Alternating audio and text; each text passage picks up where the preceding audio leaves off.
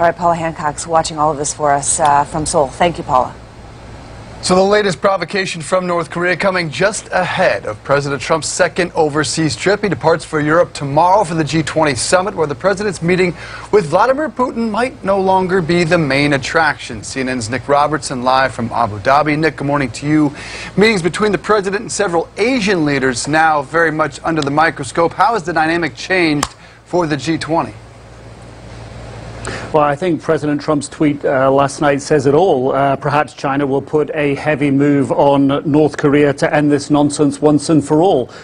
His expectation is now that China is going to have to play a lead role. The G20 is going to be a place where he can hope to achieve that. But let's not forget that he has existing tensions that have just ratcheted up in the past few days, with China selling $1.4 billion worth of weapon systems to Taiwan. He has put sanctions, or the United States has put sanctions on a Chinese bank for them not sanctioning North Korea strongly enough, or not implementing sanctions strongly enough. There is issues of trade between the United States and China, and then bring that into the bigger context of the G20. As you said, President Putin will meet with President Trump for the first time. The issue there that everyone wants to hear something about is the issue of Russia hacking the U.S. elections. Now, that we're told is not in the agenda. Ukraine and Syria are their contentious issues with Russia, and the Russians, the spokesman at the Kremlin just yesterday said patience is running out with the United States over the seizure of diplomatic compounds, a reference to the end of President Obama's administration, where 35 Russian diplomats were expelled towards the end of last year. An indication of where Russia believes the relationship should go with the United States. This is one of escalating tensions. Then on top of that, you have President Trump taking a different position to so many of the world leaders on climate change, is at odds with the host Angela Merkel over trade. So all of this does not add up to a picture where you have a lot of people sitting around a table who are in a mood for compromise. It's difficult to see, even with his trilateral with South Korea and Japan on the margins of this, what can be achieved right now on North Korea.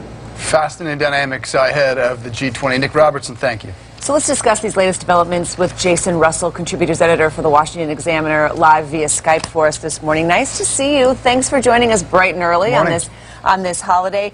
The response from the president, sort of mocking Kim Jong-un and saying that it's now up to China maybe to put a heavy move on North Korea. What do you make of the president's response, and how critical is his appearance on the world stage this week at the G20? Yeah, it's definitely all a big psychological game to everyone involved here, not just Kim Jong-un, but also Trump and the Chinese. You know, all the major players, all the major foreign policy experts on the right and left are saying that, you know, China is the key to getting North Korea to back down without any kind of further military escalation. So, you know, I have to guess that Trump tweeting and saying, you know, we can do this without China is just a way to actually get China to get more involved, because China doesn't want more military from the U.S.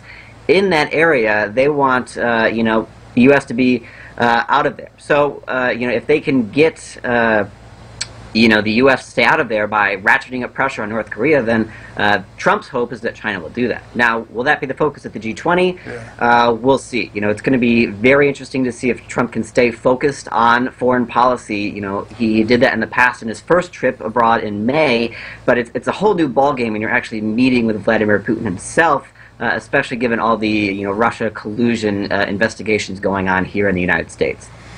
Yeah, back to that tweet. It's hard to ignore the irony of a president who just tweeted out a video of a wrestling image against the cable news network, calling in question how another world leader uses his time. But we don't have time to get too deep into that. Let's talk about the G20 and the meeting with Putin. What will it tell us if, in fact, reports are true that the president might not bring up Russian interference in our election?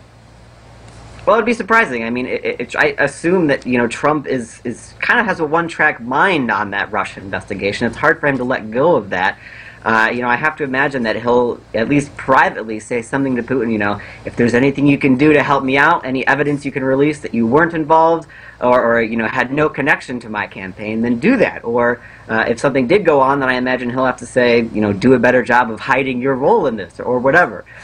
So it'll definitely be interesting to see, but I doubt that it's not going to come up. I mean, just the optics, though, of that meeting will be remarkable and will be examined and parsed. You have Vladimir Putin, who is really renowned for his discipline, right? And Donald Trump, who is trying to make his way on the world stage with his America First, or is it America Alone, or what is exactly his doctrine and how he'll lay that out? I think the optics will be just fascinating, don't you?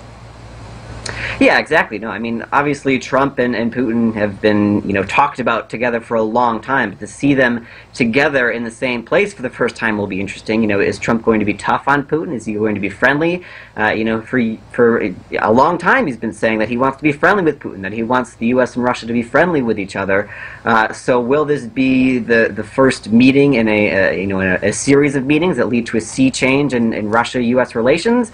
I doubt that, but it'll still be interesting to see what does actually come out of this meeting, if there are any substantive changes to U.S. foreign policy. Who breaks the handshake first? That handshake is going to be amazing television. Ahead of this trip, though, a major domestic setback in that 42 states have now turned down the Trump administration's request for detailed voter information, dates of birth, voting history, last four numbers of his Social Security number. 42 states, including Wyoming and Arizona. How significant a setback is this for this hunt for 2 to 3 million illegal votes?